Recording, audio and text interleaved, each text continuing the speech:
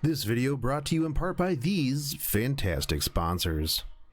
Greetings, Masters. You went a little too fast, and you were a little too furious in part 1, and well, part 2 will definitely see you pay for your crimes. We are back in part 2 of the summer event. Dead Heat Summer Race sees us slapped in the slammer. Follow me if you want to escape, because we are going to be covering everything that you need to know for this part of the event. Candy, noodles, and coins will be your currency here in the block, and these will be used to pull down items like this part's event CE, Dive to Blue. This will be a great welfare CE with some amazing art that you should definitely aim to pick up as soon as possible. 10% NP damage and arts performance with a 50% starting NP gauge is going to help you farm this event and the arts farm in the future. As normal, you will only get 4 of these, so make sure you use that EX luck to get your 5th drop. Other things of note on the black market are gallstones, knights medals, gears, dragon's fangs, and proof of heroes. If you want to be the biggest baller on the block, you are going to need to do enough favors to gather up 9,100 pieces of candy, 9,400 packs of instant noodles, and over 11k coins. So better get to work finding work. Your main team servants are back for the bonus with a few roster changes on the +1s. Orion, Atalante, Penth, and Boudica are stepping out of the fight, with Enkidu, Ketz, Maeve, Nightingale, Carmilla, Yang Qing, and Gorgon all stepping in to fill those +1 shoes, so you will have a bit of different options this time around. You will have some boost items like you did in the first part. This time they won't be hitting those card types, but even better effects. Star Spoons not only make great digging tools, but they will get you that 100% star gen as well. Anime meat will not only fill the stomachs of your anime pro tag, but increase your NP gain by 50%. And the Kirby hammer is going to give you 50% NP damage, meaning that coupled with a K-scope, it's going to knock the enemies right off of the side of the map with no chance of recovery. Spoons will rally Team Noodle Granny and Notorious Nobu. Haunches of anime meat are going to, of course, perk the interest of a certain team with a burger hungry saber. And since that meat is extra thick, Nightless Nito is all about it. Kirby Hammer is going to be wielded by my 2 dads, and of course, the hammer will be dropped by the disciplinary committee team of Raiko. You may lament the money you spent on Banner 1 to pull all of those fantastic craft essences, but do not fear, because they also work here. All of your part 1 CEs will give you rate ups to their respective currency in round 2. However, you will have 3 new CEs to aim for as well. Midsummer's Moments will increase your coin drops, as well as 10% quick and crit damage with passive crit stars per turn. I would highly suggest rolling for this, as this will be an amazing CE with the quick meta on the horizon. King Joker Jack is going to increase Buster and NP damage by 8% and 3% defense. Not only that, but it's going to increase the drop of those nudes. Chaldea Beat Volleyball is great artwork and gives you sure hit, as well as increasing those candy drops. The second half of the event will work similar to the first half. You will have 4 rounds, and the 40 AP nodes will be your best farm. Your best nodes to farm in the first round will be Helena for Candy. The enemies here are all sabers, so bring archers. This will make quick work of this node. You do have Archer Helena, Archer Artoria, Tesla, and Moriarty to bring. They're all pretty great here because they do have the rate up. However, I will probably just likely pile drive this whole node with Gilgamesh. Nero Salter node for noodles, as all of the enemies are assassins, so make sure that you're bringing your Nero caster Sanzao and Sherazad for rate up casters, or my go-to caster for this one is going to be Nito for quick clearing.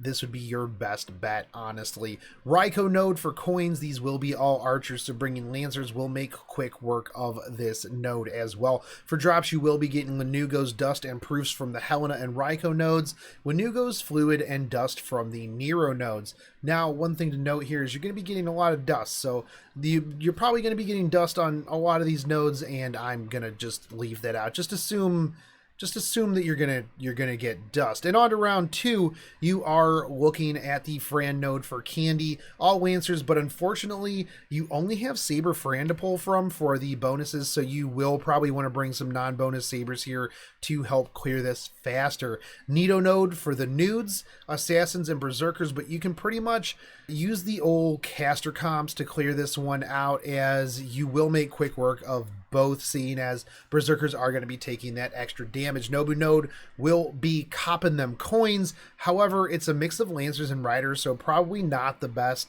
place to farm for this round. Fran node will be hitting you with Dust Babies and Tear Stones. Nido will be Tear Stones and Chains. Personally, I might farm the Raiko node on this because pages. Round 3 is going to be hitting you with Nero for the candy. Again, you're going to be having a full set of assassins. So if you do have that Nido, she's going to be putting in some hella work here. Nido for nudes, again, Riders all day. So bringing Carmilla MHX, Nido Assassin, Skahath Assassin, all solid picks here. I will be rolling this with Gramps and Fuma, as well as Shuten and my Cleo, if I had one. Nobu is back with the cold hard cash again, and you are going to have a mix of Sabers and Berserkers. You can build around this one as if you were just building against Sabers, aka bring the archers for easy farming fun. Nero's going to be dropping the dust and the lanterns. Nido will be lanterns and proofs, and Nobu is going to be probably the best one to farm here because you're not only going to get dust, but you're going to get lanterns, bows, and proofs as well. So that's a pretty solid lineup of drops right there. Now, round 4, this is going to be the final lap. Helena's going to be for candy, as this stage is all Sabers. You are going to want to be dropping archers all over this node. Nero for nudes will be the full caster node, meaning Easy Rider Mord node for sure. And Nido for the coins. All riders here again, so bring those assassins. Helena's going to be dropping grease and metals. Nero is the best because, well, gears and hearts. However, Nido's nice because hearts and horseshoes.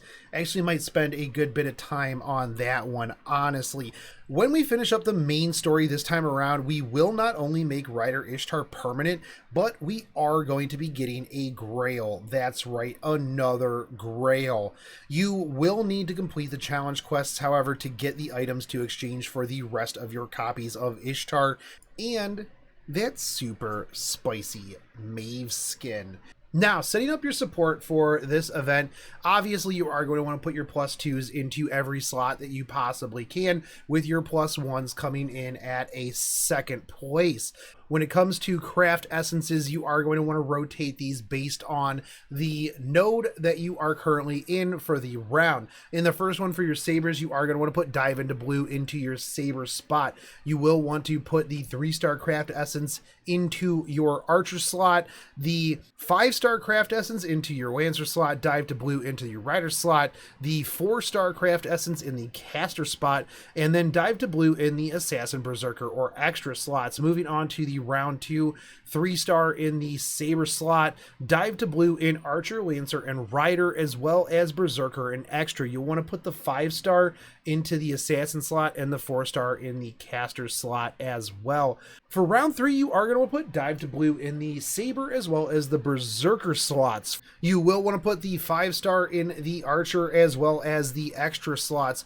4-star artifacts in your Lancer, Rider, and Assassin slots, with the 3-star in your Caster. For round 4, you will want to put Dive to Blue in the Saber, the Lancer, the Caster, the Berserker, and the Extra, with the 3-star in your Archer, 4-star in your Rider slot, and then your 5-star in the Assassin slot. Now, after the race, you will want to put the 3-star in your Saber as well as your Archer slot, with the 5-star going into that Lancer slot, the 4-stars in your Rider as well as your Caster slot, 5-stars in the Assassin and the Extra, with Dive to Blue into your Berserker slot. I do also want to take this time to thank Ward Assure for helping out with the guide, as well as just helping out the community in general. I will have a link to that down in the description, so if you would like to go over and check that out, it will be there. So there you have it. It's not too much different than the first part. You are going to have a little bit of extra time this time around, and you can go back, you can farm part 1, you can farm part 2. You do have to have part 1 finished in order to start part 2. So if you haven't finished part 1, make sure that you do that before you get locked out of part 2, and we're into Nerofest and other things down the road. So let me know in the comments who you are pulling for, what you're excited for from the shop, what you're going to be farming, and if you're having fun during this super fun Super Summer Splash Attack event. Anyways, guys, I do hope that you found this enjoyable and helpful. If you did, make sure you hit that subscribe button, smash that bell notification, drop me a like and a comment, and make sure you share this out, because YouTube has been de-ranking independent content creators and making it a lot harder for everybody to get a little bit of views, find my stuff. People have been telling me that they're not getting my notifications. So if you do like this, if you do think this is worthy of a share, make sure that you share it out there. But anyways, guys, I will catch you on the next one. Take it easy. Peace.